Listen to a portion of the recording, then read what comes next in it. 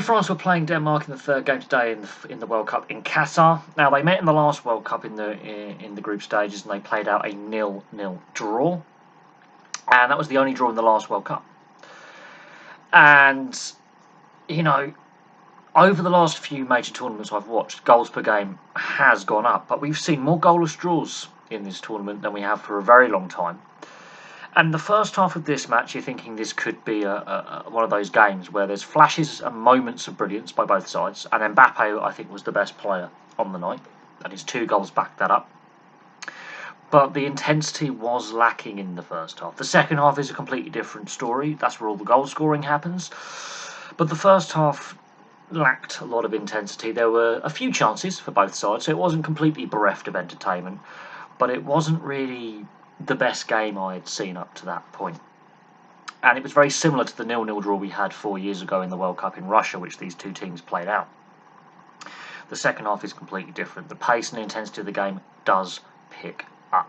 And Denmark started the brighter of the two sides after half-time. So you think there could be a slight upset, as France are not the overwhelming favourites in this game, but were favoured to win this game out of the two nations. They have more threats on the field. Mbappe was going forward. The Danes couldn't deal with him. In fact, the Danes did struggle to deal with the French forward attack. And Mbappe leading that line. Giroud didn't have his most effective game. I know he had a very good game against Australia.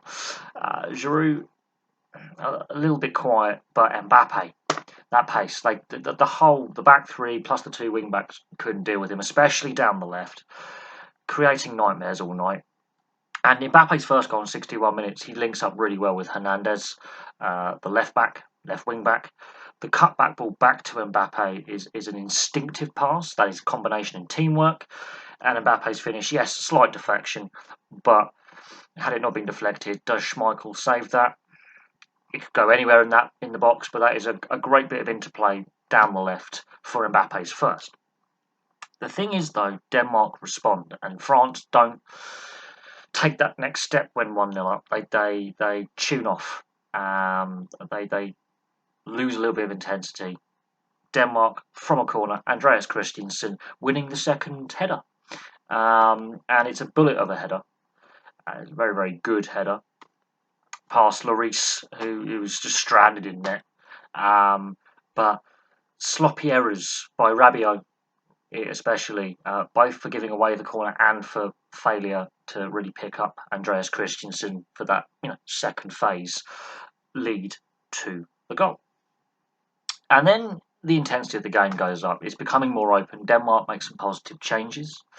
They're now playing with 2 up front. They started with 1 up front in Cornelius. They are ending up with 2 strikers on the field. Braithwaite came on at half-time. And they changed their tactics, but they still can't deal with Mbappe. Now, the cross comes from the right. It's Mbappe, just his body, it bounces off his body and goes in. He jumps a little bit early, so it's an interesting goal, but it's his movement that basically scores the goal. It's a goal scored by movement.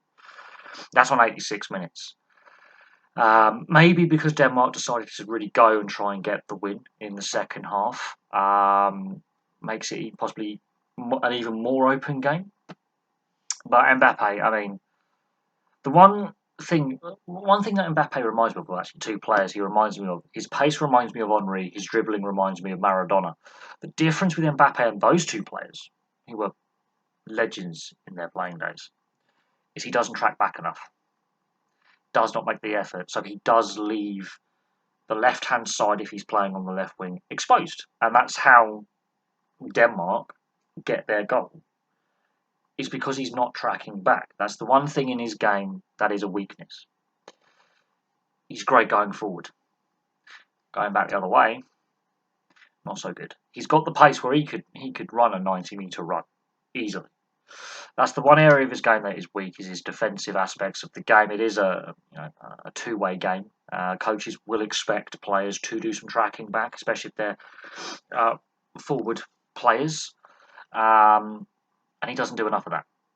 And in the Euros in this last summer, obviously you had Pogba and Mbappe in the side. Both of them are lazy in tracking back. Mbappe does not do a lot of it. I think that's, as I say, the one weakness in his game. He's still got room for improvement. That's what's scary about Kylian Mbappe. There is room for him to be an even better player. Second youngest player to score in a World Cup final. Second teenager to appear in a World Cup final. Obviously, Pele was the first. I think he's the youngest goal scorer for France. He's breaking all sorts of records at the moment for his goals per game and how many goals he's got. For the amount of caps he has for France, he's on. I think he's in the top 10 list for goal scorers for France already, and he's only in his early 20s, and he still has room to get better. On the Danish side of things, they don't have that out and out prolific goal scorer. They are heavily reliant on set plays. They've got some good technical midfielders, but I think Denmark, they have to go for broke in their final group game, in my opinion, against Australia. And that won't be easy. France, first team through to the second round. So the French have got over that kind of hoodoo that World Cup winners from the previous tournament go out in the group stage. There is a record of World Cup winners from the previous tournament having shocking defences of their titles. They're on fire right now, but there are tougher challenges ahead.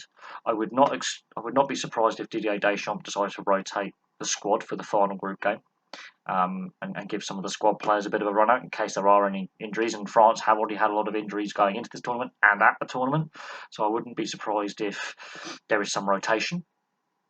But they've got a stacked bench as well. Denmark need to get a result against Australia. Australia could be the dark horses to get out of the group, the surprise team to get out of the group, really, considering, and Denmark look vulnerable a little bit for pace. So we'll see how that all plays out. Thank you very much for watching. Place your thoughts in the comments section below. And the big game of the day, in my opinion, is Argentina versus Mexico, which is the last game of the day. Argentina have to win that match to ensure that they are still really within a shout of getting out of the group. A draw, they're not out of it, but it makes it more difficult for them to progress, and a defeat, they are knocked out. So a massive side could be going home early in this group stage section of the tournament. There are still more shocks I think this World Cup has to produce. I don't think the shocks are over just yet, but for me, for now, thank you very much for watching. Place your thoughts in the comment section below, and I'll have some more content for you very, very soon.